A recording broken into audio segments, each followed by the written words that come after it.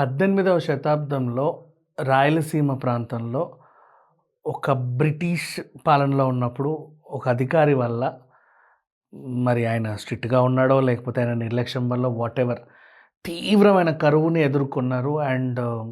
చాలా ఇబ్బందులు పడ్డారు. ఆ సిట్యుయేషన్‌ని ఆధారంగా బండి నారాయణ స్వామి అనే ఆయన 'సప్తభూమి' అనే ఒక నవల కూడా రాయడం జరిగింది. అప్పట్లో జరిగిన సిట్యుయేషన్స్ అన్నీ కళ్ళకు కట్టినట్లుగా ఆ నవలలో ఉంటే, ఆ నవలకి సాహిత్య అకాడమీ అవార్డు కూడా వచ్చింది. అకాడమీ అవార్డ్ అంటే అవార్డులు వచ్చిన నవలలు చాలా ఉన్నాయి. ఇంతకుముందు కూడా మనం బోలెడన్ని చూసాం. అంతెందుకు మొన్న క్రిష్ తీసిన 'కొండపొలం' సినిమా కూడా ఒక మంచి అవార్డు పొందిన నవల ఆధారంగానే తీసిన సినిమా అది. అయితే ఇట్లాంటి మంచి మంచి నవలలు చాలా ఉన్నాయి. మనం ఒకరోజు బుక్ ఎగ్జిబిషన్‌కెళ్ళండి, ఎన్ని కనిపిస్తాయో తెలీదు.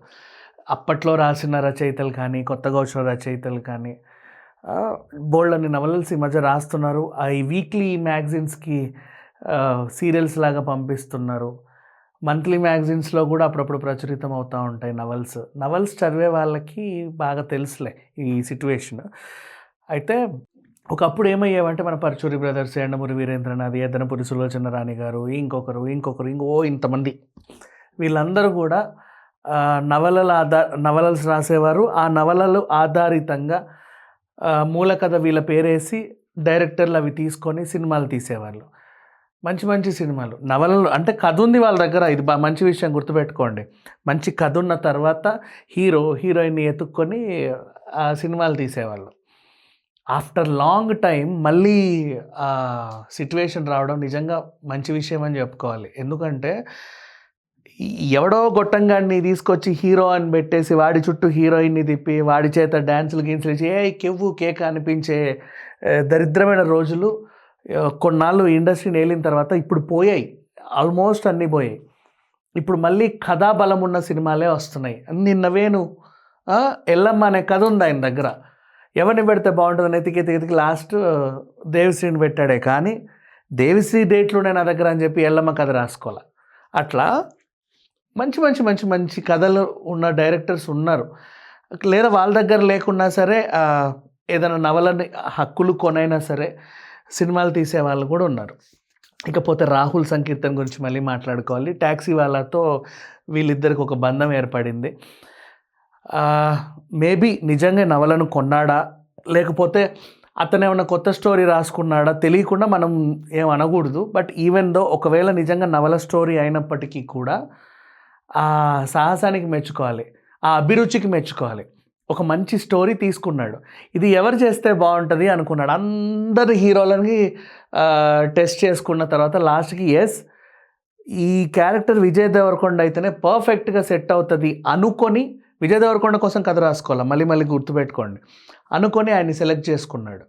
నెక్స్ట్ అట్లాంటి ఒక మంచి స్క్రిప్ట్, అంటే కథాబలం ఉన్న స్క్రిప్ట్ హీరోని ఎత్తుక్కుంటూ వచ్చిందంటే ఆబ్వియస్లీ తను యాక్సెప్ట్ చేసాడు. ఎందుకంటే ఏదో బలం లేనిది ఆ కథ నా డైరెక్టర్ కొనడు. ఇప్పుడు నేను డేట్లు ఇస్తే విజయ్ దేవరకొండ డేట్లు ఉన్నాయి కదా అని చెప్పి ఆయన చుట్టూ ఏదేదో కథ రాసుకునే వాళ్ళు వేరు. అలాంటి వాళ్ళు ఉన్నారు. అట్లాంటి వాళ్ళకి ఈయన డేట్లు ఇవ్వట్లేదు, తర్వాత సంగతి.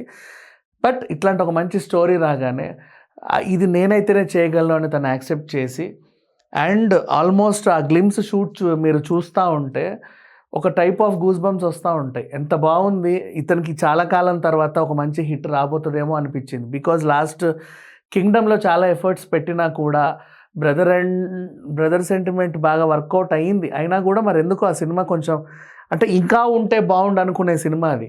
అంటే చాలా ఉండాలి, బలవంతంగా ట్రిమ్ చేసినట్టు ఫీల్ అయ్యి వచ్చి అది కొంచెం సరిగ్గా ఆడలా. పార్ట్ 2 ఉన్నా కూడా మేబీ ఏమన్నా ఆడేదేమో, లేదా పుష్పలాగా 4 గంటలు సినిమా పెట్టినా అది ఏమన్నా బాగుండేదేమో అనిపించింది. నెక్స్ట్ అంతకుముందు ఈయన తీసిన సినిమాలు కూడా ప్రతి సినిమా చూడండి ఎఫర్ట్స్ పెట్టి చేస్తాడు. ఫ్యామిలీ పర్సన్లో ఫ్యామిలీ లాగా, నెక్స్ట్ లవర్ బాయ్ లాగా, పెళ్లి చూపుల సినిమాలో అలా, నెక్స్ట్ అర్జున్ రెడ్డిలో ఇంకోలా, నోటాలో ఒకలాగా, డియర్ కామ్రేడ్లో ఒకలాగా, ప్రతి సినిమాకి మీకు వేరియేషన్ కనిపిస్తుంది. ఈవెన్ ఫ్లాప్ అయినా హిట్ అయినా లైగర్లోనూ ఒకలాగా. మీరు చూడండి విజయ్ దేవరకొండలో ప్రతి సినిమాలో ఒక మెచ్యూరిటీ లెవెల్స్ కనిపిస్తాయి. అందుకే ఆయన అంత కాన్ఫిడెంట్గా సినిమా గురించి మాట్లాడతారు. ఎవరెన్ని ట్రోల్స్ చేసినా ఏం చేసినా వాట్ ఎవర్. అందుకే విజయ్ దేవరకొండ అయ్యాడు. సో నౌ ఈ సినిమా ఎప్పుడు రిలీజ్ అవుద్దో తెలీదు కానీ, రిలీజ్ అయినటువంటి ఆ చిన్న గ్లింప్స్ కూడా విపరీతంగా ట్రెండ్ అవుతుంది ఆన్‌లైన్‌లో. అండ్ చాలామంది ఇది కదా మనకు కావాల్సింది. విజయ్ దేవరకొండకి ఈ సినిమా పర్ఫెక్ట్ చాయిస్. పర్ఫెక్ట్‌గా హిట్ అవుతదని అందరూ భావిస్తున్నారు. అండ్ జయమ్మగా Rashmika Mandanna already national crush. Rashmika ఉందంటే చాలు సినిమా ఖచ్చితంగా 1000 కోట్లన్నా దాటుద్ది అని ఒక మార్క్ ఆవిడ ఆల్రెడీ క్రియేట్ చేసుకుంది. అండ్ ఈ మధ్య కాలంలో ఆవిడున్న ప్రతి సినిమాలు కూడా అలాగే హిట్ అవుతున్నాయి కాబట్టి almost she is a perfect choice. And వీళ్ళ జోడీ కూడా చాలా బాగుంటుంది చూడ్డానికి. ఒక గీతా గోవిందం తర్వాత మంచిగా అంటే అప్పట్లోనే 100 కోట్ల హీరోయిన్. ఆయనకు తెలియకుండా 100 కోట్ల క్లబ్‌లోకి చేరిన హీరో. మంచి కాంబినేషన్. సో నౌ ఇంకొక బ్రిటిష్ ఆయన క్యారెక్టర్‌ని రివీల్ చేశాడు. సో దాన్ని బట్టి అర్థమైంది కర్నూలు ప్రాంతంలో బ్రిటిష్ ఆ టైంలో జరిగిన స్టోరీ ఇదేనేమో. అండ్ దీని ఆధారంగా 'సప్తభూమి' నవల వచ్చినప్పటికీ, ఆ నవల ఆధారంగానే ఈ సినిమా తీశారని కూడా అనలేము. ఎందుకంటే ఒక సిట్యుయేషన్‌ని పట్టుకొని బోలెడన్ని నవల్స్ వస్తాయి. చాలామంది చాలా కథలు కూడా రాసుకుంటారు. ఎవరికి నచ్చిన క్యారెక్టర్స్ వాళ్ళు పెట్టుకుంటారు. సినిమాటిక్ లిబర్టీ కూడా తీసుకుంటారు.